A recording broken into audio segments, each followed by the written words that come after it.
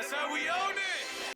Family, what's happening? I'm Tamika D. Mallory. And it's your boy, Mysonne, the General. And we are your host of Street Politicians, the place where the streets and politics meet. So, exciting times. My book, State of Emergency, is out. It's live. My side, I had a moment when folks started calling me yesterday saying that they received their books. And I got really, really, really emotional because it took a lot. This process really humbled me. I'll talk a little bit later about what it did and how it humbled me. But, you know, I have always known that a book was in me. And there were people who told me to write one a long time ago, but it wasn't the right time. So State of Emergency is out. This book has been dedicated to my child. So that's a whole nother thing. Congratulations. The book is dope. You know, I've got a little sneak peek. And, you know, it's celebration, man. You know, state of emergency, man. And with the state of emergency, whatever way to start our show off is just like talk about things that are going on in this world that contribute to it being the state of emergency. You know, I was looking in the news the other day, and this young girl, 40 Cal's daughter's been missing. Wow. For a while. It's just crazy when we think about it, man. So many things, so much death is happening. College student. She's a college student too. College student in Buffalo just disappeared. You know, nobody has seen her. You know, 40 Cal, somebody I know from the hip hop industry. You know, and I just can only imagine what he must be going through.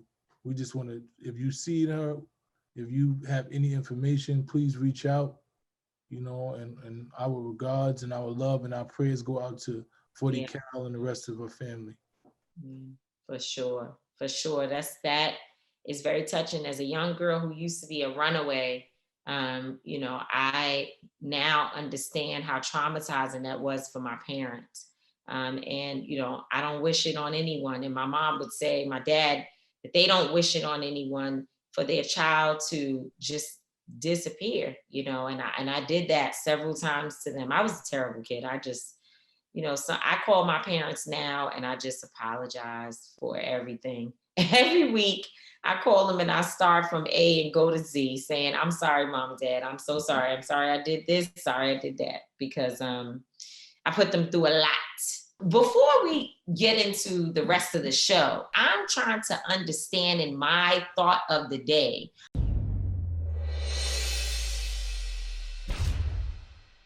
I don't even know all of what Kevin Samuels has said because I don't listen to him. I think maybe one day I actually listened to something that he said, and I felt the way in which he was speaking, while there may have been a truthful line here or there, it really was very disrespectful and condescending, particularly to Black women. And so I just turned him off. I tuned him out, and that's it. Why are people listening to, sharing content of, and critiquing Kevin Samuels if we don't like him, or if many women feel disgusted with the things that he says? Why not just turn him off? Because that's what I've done. I tune it out. When I see him on my timeline, I scroll fast. I don't give him more attention than he actually deserves. I got an answer for you. Sure. It might not be one that you like, right? It's like asking the same question. Why do women date men that treat them like shit? Why do women constantly date the same type of dude that they say, oh, he's disrespectful to me, he says this to me, but you constantly see a lot of women, not all women, so this is not all women. There are women who, like, unlike yourself, you say he don't say things that make you feel right, you don't like what he says, so you tune him out. The women who are constantly watching him, although they say they don't like what he's saying, they actually have something that they're attracted to in what he's saying, right? And when you listen to Kevin Samuels, I don't like the delivery.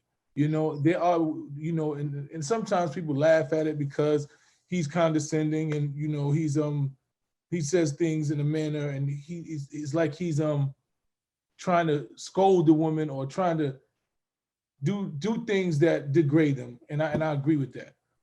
But when you listen to what he's actually saying, there are a lot of facts inside what he's saying. I just think he has to change his delivery. So I think it's a multitude of things. I think a lot of women, although they say they don't like to be treated a certain way, a lot of women do. And they constantly date the same men, and they constantly seek the same information and the same content that they say they don't like. And we've seen that throughout history. And then there is the truthful part of it, the parts of it that he says that actually make sense, that they're actually trying to get information from, because women are still trying to figure men out. They don't listen to their own men. A lot of women, not all women, there are women who be in a house with a man all day and he could be saying, hey, I want you to do this, or I don't like this and that, and they ignore what he says. But Kevin Samuels is saying the exact same thing that the man you've been living with for 10 years, and you be like, oh, I'm starting to get it now. But you didn't listen to the man who said it. So it's a combination of things. Well, but my thing is, now I'm recalling the one time. First of all, I don't even know where Kevin Samuels came from, but I'm recalling the one time that I did actually listen to him, and it was where he was telling a woman that she like wasn't good enough or wasn't attractive enough to get the type of man that she wanted.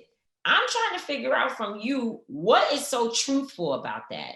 Because when you say not attractive enough, who gets to determine that? Only the man who actually is either interested in the woman or not. And being attractive means more than just how you look on the outside. So maybe I didn't listen to it deeply enough, because as soon as I heard that, I turned it off. But I'm just trying to understand, where is it that he's saying things that's truthful? We need our brother Angelo in this conversation, because Lord, definitely. He got plenty to say about this topic. But I'm just trying to understand, what is he saying that is so truthful? You know, in those instances, beauty's in the eye of the beholder, right? So he made his own personal decision based on what he's seen as beauty. And that's subjective. If she's not trying to get with him, then his opinion on how she looks physically doesn't even matter, right? He gave her an assessment based on his personal preference, right? But in totality, what happens is women have a criteria for men, right? Women, there are not all women, because we're not going to lump all women into anything, but there are a particular category of women, right? There is the hot girl summer category. There is what we hear in the music. There's what Megan Thee Stallion is talking. There's what they talking about. They want a man. Broke niggas don't deserve no. I know that's right? So there's a concept that a man does not have a certain amount of money, right? Doesn't have a certain amount of possessions, doesn't possess certain things, doesn't look a certain way or whatever, then they're not interested in that said man. And women applaud that all the time. They repeat those same parts of the song because that's what they feel. And a man might say, well, who gives her the right to say the amount of money I got is not good enough for who? It's not good enough for that individual woman. Just like the man is able to look at a woman and say, she's not physically attractive enough for me. Or if I'm saying, if I was a man who had all those things, would I be interested in giving those things to this woman? So it's subjective. So he's able to give his opinion based on if he is, I don't know what his financial situation, I don't know any of those things, but he's able to give his assessment coming from a person that if I was in that position, would you be someone that would be a candidate to receive those things? Just like women are able to make those same assessments about a man that they would deal with based on what he looks like or what he has. I mean, I guess I hear what you're saying. I'm just not sure that any of this is really that helpful. That's just my opinion. I understand everything you said. And I do think that there is going to, I spend most of my time debating politics and talking about the political aspect and the social justice aspect of the world. And so sometimes you kind of you miss out on the other conversations. But these are social justice things, because now him and Dr. Umar Johnson have a beef. And Dr. Umar is saying that Kevin Samuels. Let's not call it a beef, but they've been having. They're having a back and forth, not a beef, but they're having, a disagreement to where Umar is saying that Kevin Samuels is making money off diminishing, Yeah, demeaning Black women. I agree. And there's definitely an argument for that. And what I say is this, right? Everybody has something, a way that they communicate, right? Some people don't get a message certain ways. I don't need Kevin Samuels to deliver that. You don't need Kevin Samuels to deliver a message in the man. If you probably was having a conversation with him, it probably wouldn't last 2 seconds, because the minute he says something, you'll be like, what? More he'll be done cut you off. The women that he is engaging, right? They actually are. If you go to Kevin Samuels' Instagram Live, it's like 10, 15,000 people on there at any given time, because they're entertained. They're actually getting something from it. So maybe it's just entertainment. The internet, like I said, the internet has become a cesspool as it is. And a lot of these things are, just a result of where we are in society. So, Kevin Samuels is entertainment to some people. Some people don't enjoy his particular form of entertainment. Dr. Umar Johnson feels like is demeaning women, and I could definitely see where that point of view comes from. Like you said, if it's somebody saying something that you don't agree with, just tune out.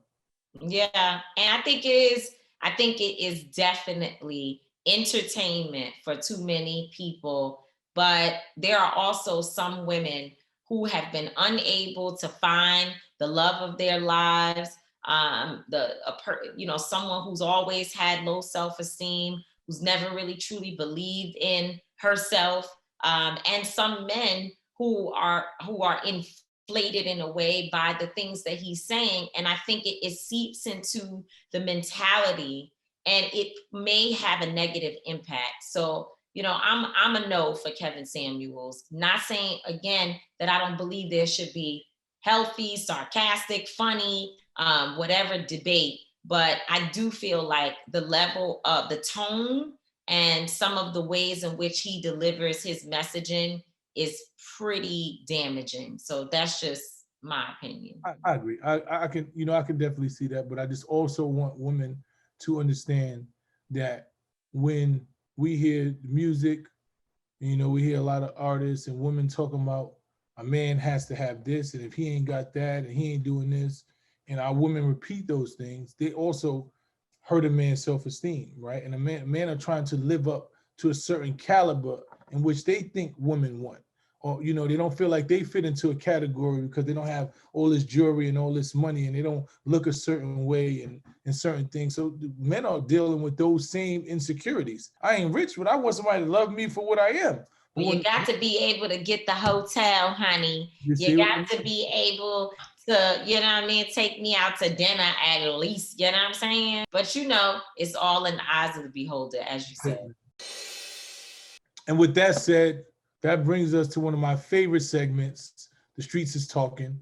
This dope book that my sister has dropped, it is out now, State of Emergency. If you do not have it, if you have not ordered it, make sure you go get it right now. Congratulations, Tamika, again, on this dope book. I know what you put into this. It is compelling. So many different things in this book that is going to keep you in tune. It's going to educate you. It's going to bring you to different emotions. I'm in there, so many different things. And I'm in there, and there's so many, and I'm in there, and I'm just playing. But the book is dope. And to talk about the state of emergency, we have a lot of our friends here today, people who are on the front lines of this movement, who've been doing this work for years. We always have friends. Unfortunately, our friends are the ones doing the work.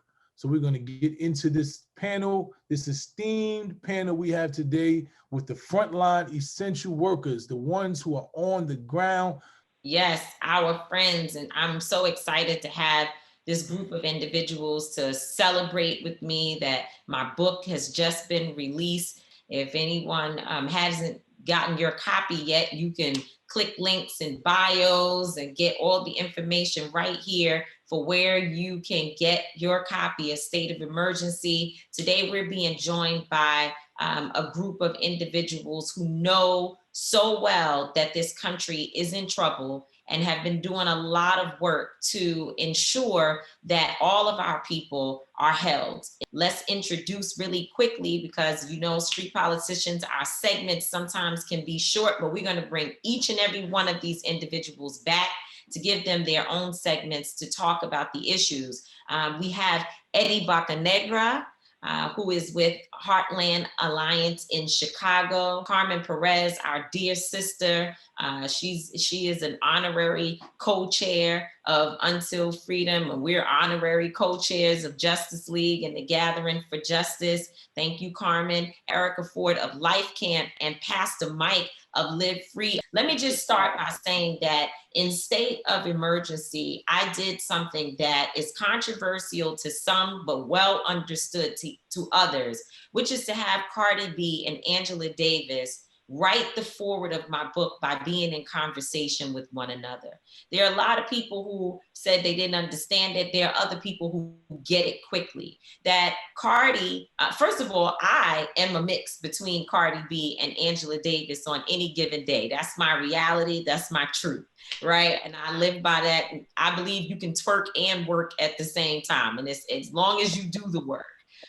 But the conversation that happens is where Cardi is basically asking Angela Davis, because I am not buttoned up, I don't have it all together, is there space at the table in this fight for justice next to you, someone who we respect so much? And Angela Davis replies to Cardi in a way that is so powerful and intriguing, where she's basically saying, not only are you welcome, but it is your duty to be involved. That it matters not how we entertain. It matters, though, what we do to fight for the protection of our rights and for generations to come. And she tells this powerful story about a conversation that she had while sitting in a jail cell with Nina Simone. Now, I didn't know you could visit people in their jail cell at one time, but clearly Angela Davis could have visits in her jail cell. And Nina Simone was there. And I'm not going to tell you much. I'm not going to tell you about the conversation, because I need you to get the book and read it. But it's something that is so impactful. And I think this group of individuals really, you all exemplify that we bring the streets and the suites together every single day. Just recently, Pastor Mike, there was some real powerful stuff that happened in Washington, D.C. You and Erica have been a part of the efforts to get this administration to focus on gun violence and not to wait until we have 20, 30, 40 more incidents, whether they be mass shootings or the shootings that we see happening in our communities every day. Tell us about it, and what do we need to be doing as a community to be involved in this new work that we are really, really celebrating, because it is truly transformative and historic what the administration has done. Well, first, it's great to be with you both. Y'all are comrades and homies, legends, living legends, making sure we organize in the streets and activating the streets, the people closest to the pain. And so all of us come from the communities that we know, we love, and we care about, and are often left out of the conversation. We have indeed embarked and seen a historic movement by this administration. Folks who have understood that if we did indeed put all of our reputations, our hard work on the line to get this administration in office, this administration owes the streets. They owe the hood. They owe Black people. They owe brown people, unequivocally, unapologetically, full stop. And we realize that for many of the communities where we come from, gun violence, intra-communal violence, interpersonal violence that rises to the lethality of using weapons that take lives, is often only met with one singular response, and that's policing, that's incarceration, that's more violence. And we figured, what would it look like for us to make sure that the Biden administration lived into the commitment that they made during their own campaigning, along with many others in the Democratic Party. In the early part of this year, the team had to sit down with Susan Rice and Cedric Richmond and put on the table a $5 billion ask to invest community violence initiatives, And over the course of a couple of months, they were able to not only say yes to that investment, but also change about 25 programs inside 5 agencies to open up about $10 billion more dollars. So this is a historic moment. It's a historic movement. We certainly have to get the resources down to the streets and to the communities on the front lines and make sure, big white groups or, poverty pimps don't come and raid that money. But the journey of 1,000 miles starts with one step, and this is one huge, big step. And it's a testament to the power of the people organizing and working together. Eddie, listening to what Pastor Mike just said, and you were a part of this cohort, if you will, fighting to ensure that there are resources getting to the ground. What does this mean for the work that you're doing in a place like Chicago? I think first and foremost, we have to understand, right, that for too long, right, the issue of gun violence has been plaguing our communities for way too long. So if you think about the west side of Chicago, the south side of Chicago, two areas, right, that are typically known for high increase of violence. And if I think about the west side as an example, in the 1960s, when we had the civil rights movement with Martin Luther King marching the streets, there was a lot of protesting, a lot of rioting, a lot of looting.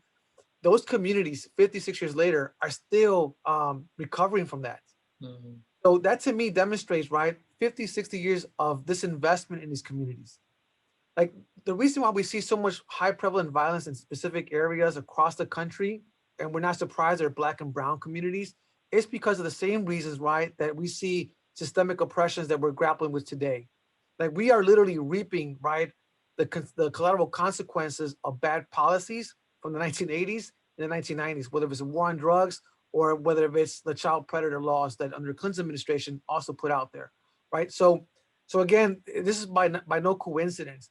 I think the fact that we're able to encourage the Biden administration, the first president to actually commit $5 billion to gun violence, speaks to the testament, right, of what a small group of individuals, very grassroots individuals, are able to actually continue to advocate and push forward for these communities.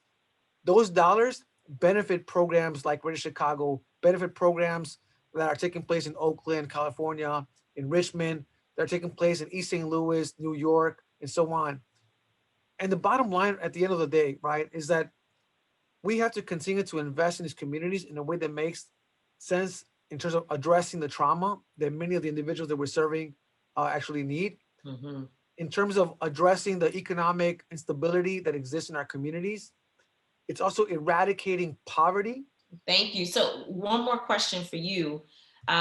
So recently, a reality star and artist named Safari tweeted when the 7-year-old baby was killed there in Chicago just recently, a young lady.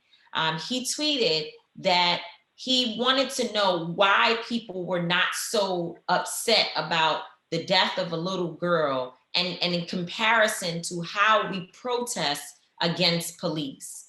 And I tweeted back at him and said, there are a number of organizations in Chicago that actually need support and have been doing the work.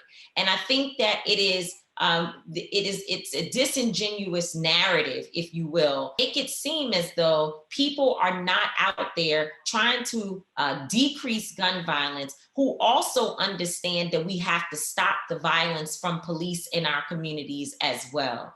I think it's false narratives, and I don't think that they should be put in the same context because we need people to do both. So what are you seeing? Are you seeing that you're getting the type of support you need from artists, entertainers, and others? Or is there a call that you need to make today that we can share to say, if people want to help, there are ways that they can get involved and work with folks on the ground there in Chicago? You know, Tamika, the incident of this young little girl, 7-year-old, right? We have to understand a couple of things. And I also have to be very careful in my response with this because the incident happened in one of the communities that Greater Chicago was in. In fact, we service that particular population. And a lot of our partners in those communities have also provided services in the past for even the father in this case. So here's what I'll say. The actions that many of the men and women in our communities, right, doesn't happen overnight. Mm-hmm. You know, the father in this case of this young little girl, you know, the day before that, he was at a cemetery desecrating, right, a plot in which another young man was killed not long ago. and his friends, right? This is posted on Facebook and, and so on. So his friends, even though he's deceased, they still have tremendous love for this individual. And who am I to argue against that? Mm. So, I don't agree that the actions that these young people are taking, right, to avenge their loved ones, so on, is the healthiest way.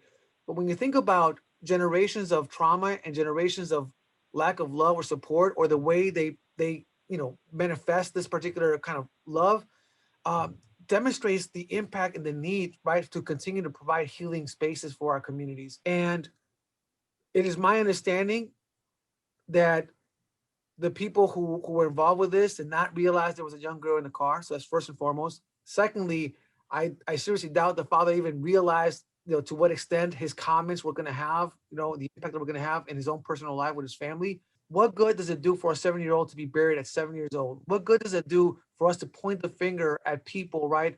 And that's the problem. When you think about what happened there, and you think about the young 13-year-old kid that was also just killed a week before that, by police, Adam Toledo, right away, we want to point the finger. We want to put a face to where the problem's at. And what we don't do is that we don't reflect among ourselves and what have been our shortfalls. Why, instead of taking a negative approach, why not ask yourself, what can I do to support this issue? What can I do to move things forward, right? And that's the unfortunate part, because we're quickly willing to put the blame on somebody else. They'll say, Eddie, Adam was outside 2:30 in the morning. What was he doing? And I'm like, well, shit, did you know that he had ran away from home? They want to blame the mother, right, for what happened, right? And I ask myself, do you even know the mother's situation? We want to blame, why isn't people lifting up the concern, right? Well, the truth is, I would invite anybody to come to our neighborhoods every single time somebody's killed, because there is community activism behind that. There is, clergy coming together. There is institutions coming together to lift up the memory of that individual. That is very, very, very telling, because I say that all the time. We have to change the realities of the community before we can ask the community to change. And that brings me to my sister, Carmen Perez, who I've known for a number of years, and how she does this work. And listening to this story, I know there's personal things that you told me about yourself and your sister, her losing her life to violence in the streets, you identifying with gang violence and growing up in a gang culture in LA, in California, and being able to identify that, then utilizing that knowledge of that to transform and do the ending mass incarceration and child incarceration work. So I want you to speak to that and this narrative that when we talk about defunding the police, there's a lot of people who have an issue with that. And when we try to explain to them that defunding the police means refunding the community and giving us the resources and things that we need to change the cultures in our communities that will stop the violence. So I want you to speak, just try to tie all those things in, because I know how you don't have a lot of time, but I know how brilliant you are, and I know how passionate you are about all of these things. So give us a little outlook on that. How do we tie these things in, and how do we give people an understanding of how these things affect in our community? I learned restorative justice from my father when they took my sister, and the police and the district attorney asked my family if they wanted to press charges, and my father said, I cannot take another mother's child away. I think, no family ever imagines that happening to them. But so for me, dedicating my life to working with people that are incarcerated or formerly incarcerated, working to stop violence in communities, not just in California, but also in the prisons, or when I travel to El Salvador to support a peace process, I think it's all interconnected, right? But the police are not creating safety when so many Black and brown people are being hurt and killed. And this trauma is coming at a great expense. For example, here in New York City, the NYPD budget has ballooned to between $6 to $10 billion a year. What this means is that essentially we invest billions of dollars for a system to keep us safe, and instead it over-polices our communities and creates more harm. We can shift our tax dollars into alternatives like community violence intervention and prevention, mental health and wellness services, substance use counseling, after school programming, and many other types of supportive investments in safety and wellness. Imagine if Makia Bryant's phone call for help had been met with people who calmed and de-escalated the situation and got the teenagers to talk to one another. That's the way we create safety, by meeting the needs of our communities, and it would cost much less than the current system of policing does. Speaking about showing up, there's nobody that shows up more than my sister Erica Ford, man. She's been on the front line for this movement so long, and you know what she brings to it is exactly what Carmen was speaking of. Those people who can get in front of the violence, those people that interrupt the violence. That's why this is important when we talk about defunding the police and refunding the communities, is giving people like Erica Ford, who is one of the architects of the crisis management system in New York City, the proper funds and resources necessary to protect our communities, to make sure she's the one of the people that's taking the guns out of the hands of the children, that's getting in front of. See, a lot of the police don't come to our communities until after the violence has already acted, until it's time to arrest somebody, until it's time to put somebody in jail. We need people who get in front of it. And Erica Ford is one of those people. And I want you to speak to why it is important that we give the resources to the communities to protect and govern our own. When you speak on why it is important, because we don't have an alternative, right? When I looked at that young girl who got shot, my team, we do that all the time, right? Butcher knife in one hand, bleach in the other, 25 girls going at it, right? And what we do is we get in the middle and we intermediate and we separate. When those police came, one police had his hand on the guns, the other one was standing there like they didn't know what was going on. If all of them would have moved in and grabbed individuals and held them separately apart and mediated and talked through, that's what we do, right? We have to get to the heart of, like Eddie was talking about, we have generational trauma. And so you can't deal with generational trauma by putting more trauma on a community. And that is what happens when you call a hammer every time to deal with a heart. You're dealing with heart pain with a hammer. You're trying to beat the heart into something that can't happen, right? The two don't mix. And so we have to get healers. We have to get credible messengers. We have to get credible clinicians, interventionists to come into the community and work with those who don't know how to deal with their pain, who's going out in the community and looking at drugs and guns and gangs as the vehicle to which they can heal, and they can't, you know? And so what we do is work with folks to not only transition mindset, but to place them in opportunities that can take their lives to another level. So you want to be a chef, we hook you up with the top chefs. And that brings me to, you know, either one of you can chime in on this. And there's this narrative, right? And I don't know who painted it, where it comes from, is that this work that we do, that the trauma that we take on is somehow in hopes to profit off the death of our own people, right? And it's the weirdest narrative in the world. And it's like, how are we supposed to help our people, right, if we don't have the resources to help? If we're getting up, you know, we going out there, we're willing to risk our lives on the front line, we're willing to take the backlash, we're willing to risk our freedom, we're willing to do all of these things. And there are people saying because we need resources to do those things, that means that we're capitalizing off the death of our own people. What do you think about that statement? Well, and can I just add in the other component? So they say that we're capitalizing also because we use media as a way to bring attention to these families and to their situations. Someone said to me the other day, why are we having a birthday celebration for Ahmaud Arbery? Why did we have an event for Breonna Khan, for Breonna Taylor? And, you know, my position is, you could say you don't like the language. You could say, well, the title is bad, and maybe you shouldn't use the word bash as for a birthday. You should use celebration.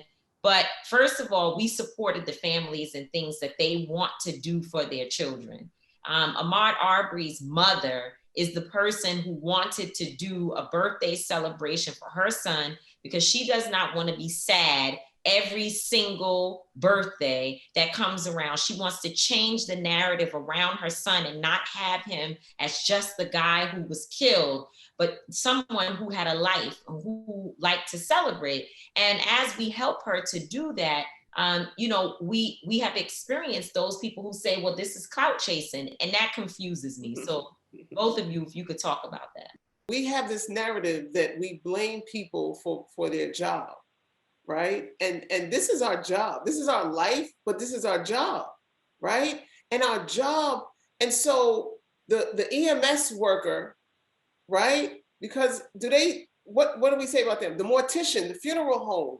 Do we say, okay, you are like, there's a funeral home and you make money off of the death of people. That's what they do. That's a whole industry that makes money. The flowers, the obituaries, the people, the reality is the organists. People want to bury their families in a nice way. So it's part of death, and it's unfortunate for me because I really I don't get the concept that people who actually are fighting to try to make sure these things don't constantly happen, so that we actually allow these families and situations to utilize us and our platform to bring attention to it, and somehow we're doing something wrong. And it's the weirdest concept to me. And people should celebrate their children, right? They should not they should feel the greatness. Her son's birthday is Mother's Day and birthday, right? It's the same time. So who's gonna be with her to sit with, who's gonna help her during that time, right? And what helps her is the process of celebrating that young man. When we went into this area, Pastor Mike, 1 second, that 17 people were shot a year. 4 people were killed a year. And nobody's talking about, because of our work, we were able to stop that narrative from happening. And if you're from our communities and you've grown up in a neighborhood, people celebrate the life of their loved one whenever they die. I mean, we put candles out, we have barbecues like they still here. So I feel like some of these people speaking on this must not be from the neighborhood, and they don't understand how we memorialize people's memories. I'll use the most respectable family our communities revere. I remember Dr. Bernice King spoke at the 50th anniversary of Dr. King's killing in Memphis, and she said, I think people don't appreciate that although my dad died, many of us have never been able to bury him. We understand critiques. Sometimes we have to listen to different perspectives to be able to fine tune our work, but we also know what makes sense and what doesn't. And what does not make sense is for people who have been out here for the amount of years that all of us collectively have been on the ground to stop doing this work because other people are just mad for whatever their reasons are. We're not going to do that. We have to keep on going forward. So I appreciate y'all so much for spending today with me. I appreciate you all supporting State of Emergency. And Erica, you and I are going to do a street signing. We're going to be on the street signing books. And also, Pastor Mike, you'll be joining us on the tour. So thank you so very much for the love. And it is truly a state of emergency, but there are some people who are out here fighting. And I do believe that change is going to be in our future, whether we live to see it or not, but our children and their children will experience it. Those are people who I really respect. I particularly appreciate Eddie and the work that he's doing in Chicago, because I know how difficult it is. And in fact, the crisis management system that exists in New York City that I was a part of, helping Erica and A.T. Mitchell and others to develop, there was a similar program called Cure Violence that was in Chicago, and eventually it was defunded and the program is no longer functioning. There are many groups, though, that have continued to do the work and have sought out other ways of getting resources, some city money, but mostly a lot of partnerships with other institutions, other corporations, and so on and so forth. And they're continuing to do the work. And Eddie is one of those individuals who works with many hats. And he's doing, some real great things there, trying to save lives. And it's a lot, and especially when you're in a city where everybody focuses on what's happening in Chicago, as if to say that there's not gun violence in St. Louis or, gun violence even in New York. Since the pandemic, I think violence is up all over the nation.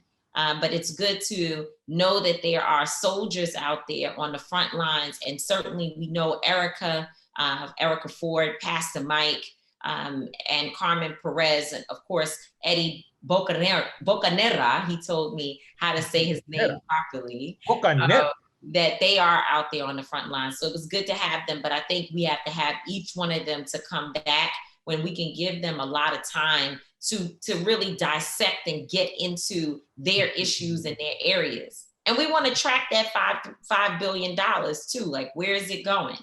$5 billion to allocate funds to community-based organizations that stop violence.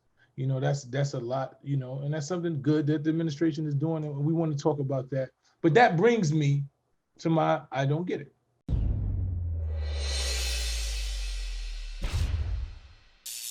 The same way we're able to say in good faith, hey, this was a good thing that President Biden did. $5 billion allocated in communities, because we definitely need those things to give our children, our communities, just a fighting chance at survival, not even just mere survival. But there's also this narrative, you know, because I, for one, was not going to have 45 stay in office. So I was going to do whatever it took to get 45 out of office. I didn't think he was presidential. I didn't think he represented. I thought every day that he was in office that our nation was in imminent danger. So my whole thing was he has to go at no expense. There was no expense going to be barred. He was going to get out. So whoever was running against him by osmosis was going to get my vote. So there are these people who believe that since I voted for this administration, that when they do something wrong, say something wrong, aren't strong on issues that I need them to be strong on, that I should not have the right to say something about it. I really don't get that. And the reason why you vote for somebody, right? Because you feel like you should be able to hold them accountable. Nobody's going to be perfect. Nobody's going to do everything you want. But as someone who votes for somebody, right, you literally have the right, because this is a candidate that you wanted to be in office, or whether you want it or not, you utilized your vote. So your voice matters with that person. That person needs you. You understand that that person knows that they need you. So you have every right to hold that person accountable. So I really don't get where this narrative comes from, that because you voted for them, you should be quiet now, or you can't say nothing because they did something that we might not agree with, or said something we don't agree with. A lot of people, one, don't know how the process works. And two, there are a lot of folks out there that just want to have something negative to say. And that's just the reality that we deal with. We absolutely have the right to hold accountable any president, first of all. So if you are a president and you're in office and you are collecting and operating with the taxpayer dollars, we all have a responsibility to make sure that, you know, that our voices are being heard. But your voice is most powerful when you can attach it to your vote and your dollars, which means that you helped to get a candidate elected, especially locally, where you have used your resources to donate and invest in campaigns. That is one big way that people absolutely pay attention to you and your voice. And they also want your vote. So those are the two things that elected officials care about. You know, sometimes protests and our social media activism can help to amplify the message, but it falls short if it's not attached to a vote and or our dollars, or lack thereof, meaning that we take our resources from one particular candidate or from one corporation or from one entity and move it, shift it to another one. Exactly. You know, I think, like you said, the low propensity voters and those who don't vote, like, maybe you should be quiet, you know, because you've made a conscious decision that you're not even involved in the process. So you just got to take what you get. But when we are involving ourselves in the process, you know, even understanding the reality of what we're dealing with in this system, in this structure, we have to give ourselves every possible opportunity to be successful. We can't do 1, 2 things. We live in America right now where you can't even have one job. You got to have a job, 2 jobs, a side hustle, a skill, a trade. You know what I'm saying? You might have to bet on the weekends just to survive. So that's exactly how we have to survive within this country. We have to vote. We have to build our own economy. We got to raise our own children. We got to learn. We got to do everything possible to actually get a level of equity in this country. So I just want you to understand, when you question me about why I'm calling out a candidate for telling me that racism, that America is not a racist country, because I voted for that president or that vice president or that administration, you the one that should be quiet, not me. And that brings us to the end of our show, which was a wonderful show. Once again, Tamika, congratulations on the release of your book, State of Emergency. If you do not have that book, go get it right now, order it. Where can you order it at? Go to Amazon or anywhere else that you purchase books, and especially Black bookstores. That would be one place that I would start in your community, is going to a small mom and pop shop where they sell books. The audio version of my book is also out. So for those people who are exercising or just unable to read a book for whatever reason, the audio version is out. Mysonne is in the book. He has a particular part that, as my mom was reading the book a couple of days ago, she said, Mysonne's part really impacted her. My dad said that he thought Linda's part was very impactful as well, where she talks about the Women's March in the book and some of what we experienced there. And then our brother Angelo, he also is in the book. And, my dad said, Angelo uses those big words. He's super smart, but he's talking about policy and ways forward within our communities from a very, very, I want to say high level, but it's not so much that it's a high level. It's really just where we have to go as a people in order to be able to obtain power. And that's what Angelo speaks to in the book. The audio version is being read by two young people that are in this movement, young leaders. One is from Atlanta, Mary Pat. She's a young, fiery sister. And then from New York, my young sister, Newpal, our young sister, Newpal. And I just hope other people feel good about it. Dr. Angela Davis spoke to me and said, listen, you write it down, put it in the world, and let it go. And so I finally let it go, and it's out here. And I hope that people, are able to use it as a tool for transformation. Definitely, man. Once again, congratulations. We're proud of you. And this time we're going to end it a little different. I will not always be right. And this time, Tamika is not wrong at all, because State of Emergency is probably going to be the #1 seller in the world. And we will both always be authentic. Yes, sir. Peace. Thanks for joining Street Politicians. Peace.